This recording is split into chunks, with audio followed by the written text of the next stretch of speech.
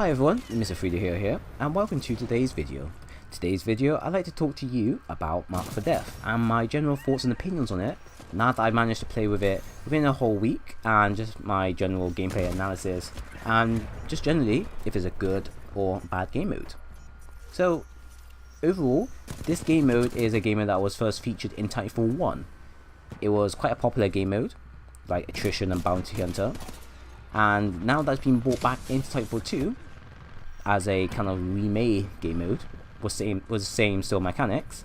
I managed to have a chance to snag some gameplay and some general play of me being marked, me killing marked players, and me being a total idiot like always in TitanFall 2. From this, I can genuinely say that I do enjoy this game mode. This game mode is quite something unique. It's new to me. It's something that I don't really see many games do. In a way, it kind of reminds me of Juggernaut, except for, the ability of everyone go up against one player and you having this super tanky player. In this one here, it's more of the moment you get marked, an enemy team member or an enemy team will get marked. And this kind of plays in with a kind of like a power play where every enemy team will focus on you while your teammates will focus on the enemy. Your team will try to kill the enemy mark player, while the enemy team will try to kill the mark player. In that case will be you. And whoever does it gets a point. And they'll do this to the max score limit. And I can tell you now, it can become utterly chaotic in some situations.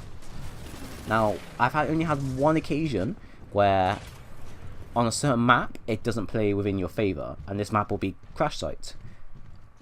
I believe many of you may know already, but near the end area of Crash Site, at the very bottom of the map, where I believe instead of you spawn at the top of the hill, the players that spawn at the bottom, at the far back, if you get a marked player, you can basically camp in that area, and no Titan, and generally no player, will be able to go in there and kill you.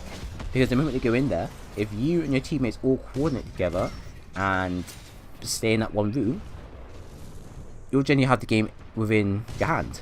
And I've seen it multiple times, and I've been on the receiving end where it's kind of like, this shouldn't really be the case. Now, I would have been happy if they made it so that if you do go into that area, you will have to keep moving. It'll basically say 30 seconds, if you don't move, you'll get killed and it'll be reverted to someone else. And then anyone team gets a point. I'll be like, okay, that's fine, that's reasonable. Or, better off, maybe make it so that if they do die, they get spawned somewhere else on the map. So instead of them coming all the way back to the area, they spawn somewhere else. Another problem I also found is that depending on the team up against, if the enemy team has all Titans ready and the enemy team has a mark player in a Titan, if your team does not have Titan ready or have any anti-Titan weaponry available, they will get demolished and killed quite easily.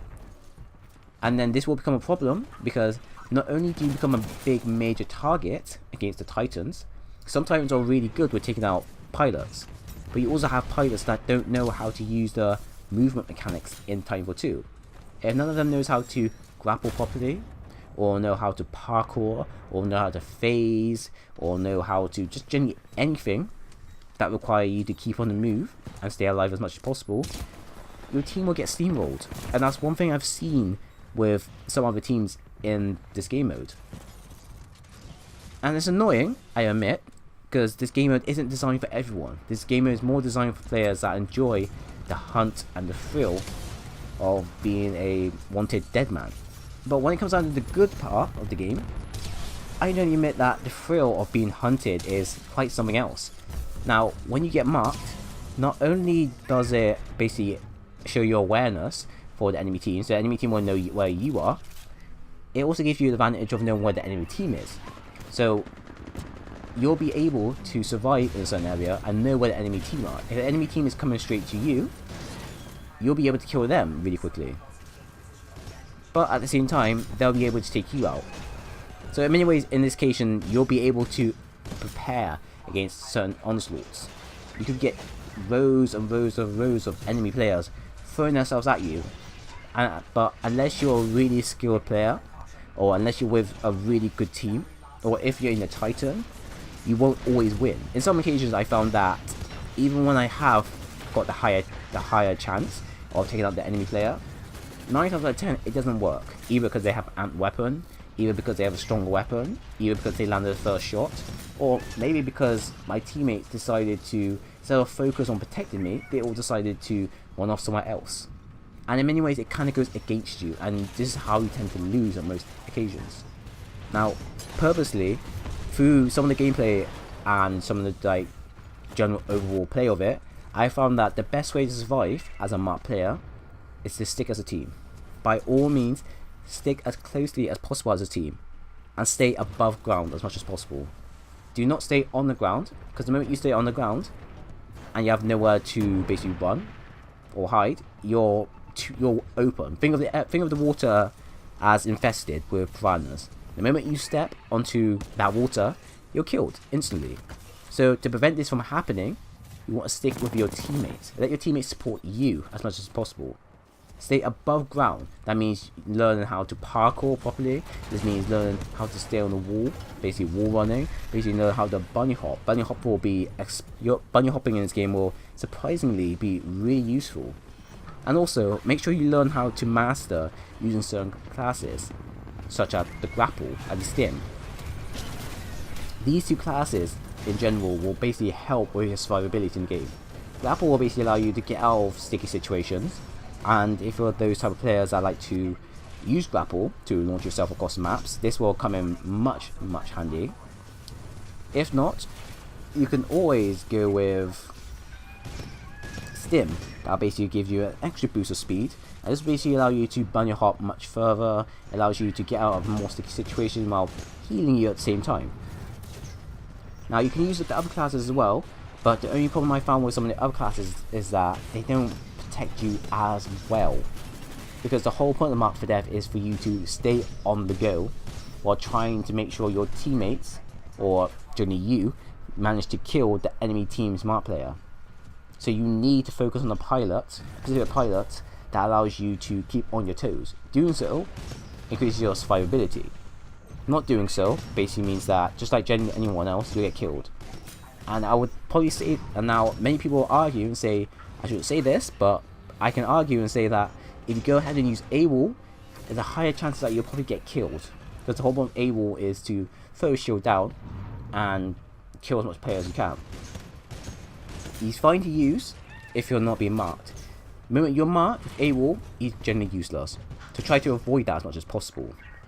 I also recommend that you, depending on the Titan you're using, you try to avoid using Titans that are slow. Stick with using Titans that are relatively quick. So Ion, Tone, Ronin, and Northstar. You can use Scorch, and you can use Legion. Those are two Titans that are quite good with devastating power, but at the same time, they're not as effective and useful as many people will think. If you go with Ronin, you have a high chance of taking out pilots on the ground or in the air. If you go with Ion will basically allow you to take out pilots that could be jumping at you, and pilots that could be on the rooftop taking pop shots at you. If you go with Tone kind of gives you the best of both worlds. It allows you offensive and defensive capabilities. If you go with Northstar is also the same, but kind of risky to use as well. Scorch and Legion, like I said, possible, but also risky at the same time. But overall, my opinions on this game mode is that I really do enjoy it. It's a unique game mode. It's fun, it's unique, it offers me the ability to actually practice more on my wall running and my general movement in the game, and it basically allows me to focus more on the main end game objective. If you want to win more in this game mode, you need to focus more on teamwork. You need to focus on knowing how to survive as much as possible, and you need to focus on using the correct pilot class and the correct Titan to increase your survivability. You then also have to worry about how the enemy team is going to react and how they're going to stay together. Some maps, like Crash Site, it may play in favour of the marked players. Other times, on other maps, if the enemy team manages to get all the Titans down and you don't have any Titan available, it becomes a complete and utter sweepstake. You won't have a chance to make a comeback. But if you manage to land your Titan down as a marked player, if you manage to connect your wall running, your parkour, your movement, your classes, your Titan, if you manage to go through your classes and everything, your loadout basically, and find a loadout that works in your favour, So using a SMG and an assault rifle, these are probably ideal for increasing your survivability. Any of these classes, any loadouts specifically, will help you increase your playstyle in this game mode. But this is generally from my opinions. This is generally what I've experienced from playing this game mode. It may play within your favour, it may play against you, but unless you play around with it, and unless you find something that fits your playstyle, this game may not be for you. So that's the end of the video. I do hope you enjoyed it. If you did, then by all means leave a like, comment and subscribe for more. If you didn't, by all means then leave a dislike. I understand and I know where to improve on in the nearby future, as this is just my opinions. By all means, thank you all for watching. I do hope to see you again soon.